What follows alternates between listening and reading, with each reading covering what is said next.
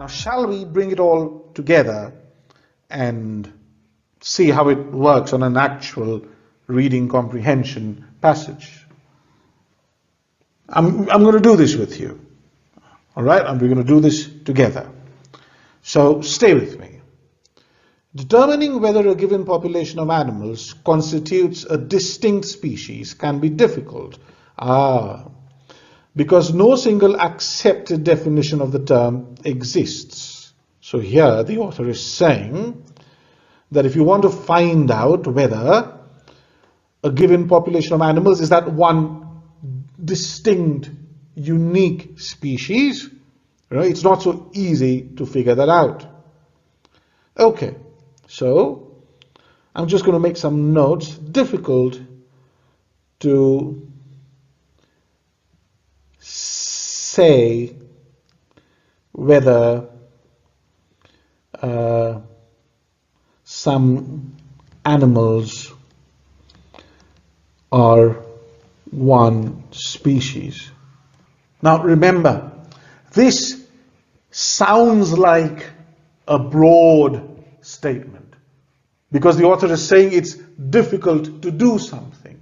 It's difficult to say whether some animals belong to one particular species. Now, when the author says it is difficult to do something, what is the author going to do now? The author is going to support this broad idea with supporting details. Shall we see if that's the case here? One approach, called the biological species concept, bases the definition on reproductive compatibility. Okay. So, this is one approach, one method to say whether some animals belong to one species. That's just one method. But remember, he calls it difficult, so he's soon going to come to the point he's going to soon explain why it's difficult to say whether some animals belong to one species, are one species in themselves. So he talks about one method, and what is that method? It's some method, right, that helps us say whether some animals constitute a species. Shall we go into the details? No, we shall not go into the details. We shall again focus on what's important. Remember, the details are not important. Now, if there is a question based on this one approach, called the biological species approach or concept, right, then we can come and read this in more detail. But right now, no, we shall focus on the broader ideas. So what's the first broad idea? That look, it's difficult to say whether some animals constitute a species in themselves. Then what does the author do? The author talks about one method that helps us say whether some animals are a species, right? What does he do after that? He then says, yet this idea can be too restrictive. What is yet? Yet is a contrast indicator. What is going to come after yet? If before yet it was positive or neutral, after yet it's going to be not so positive, perhaps negative. I love you, yet you never listen to me. I love you, yet you always break my heart.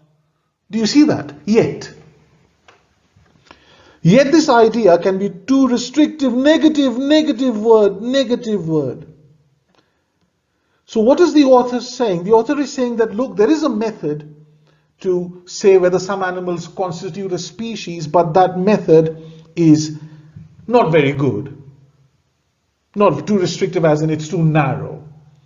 And then what is going to happen now?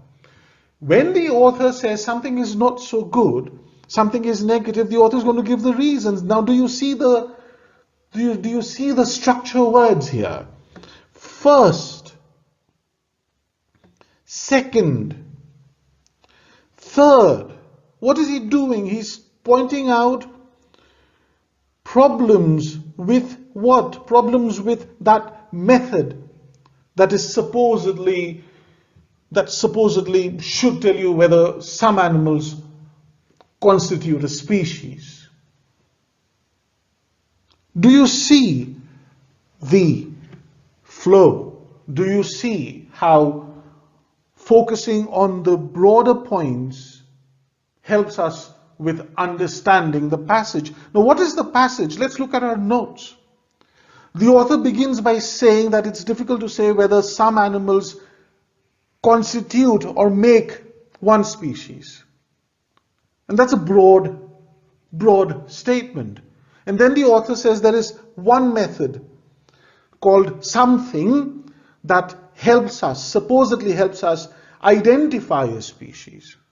And then he says, using the word yet, that look, there are problems with this.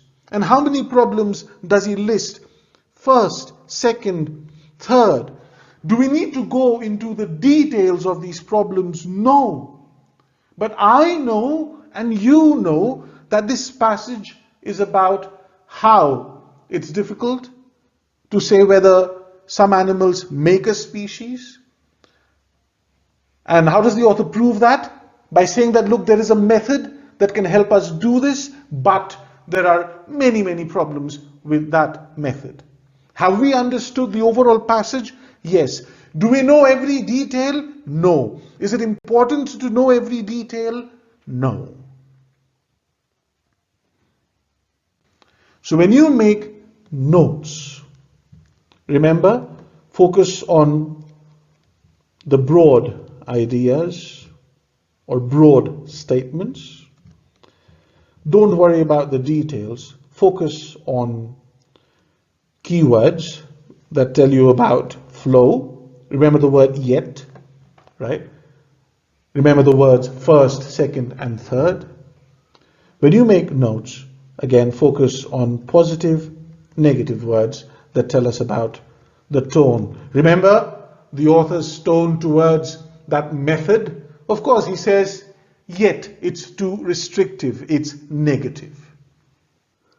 That brings us to the end of this short session. Now remember, just a quick recap. The first thing you got to do, guys and girls, stop being lazy. Stop telling yourself reading comprehension is stuff. It's not. Drop your excuses. Second, be active. Be a curious reader. Make notes as you read, the way I made notes with you. And third, practice reading actively. Take a passage from the Hindu newspaper. Take a passage from the Times of India, an opinion passage from the editorial, okay? Not from the front page.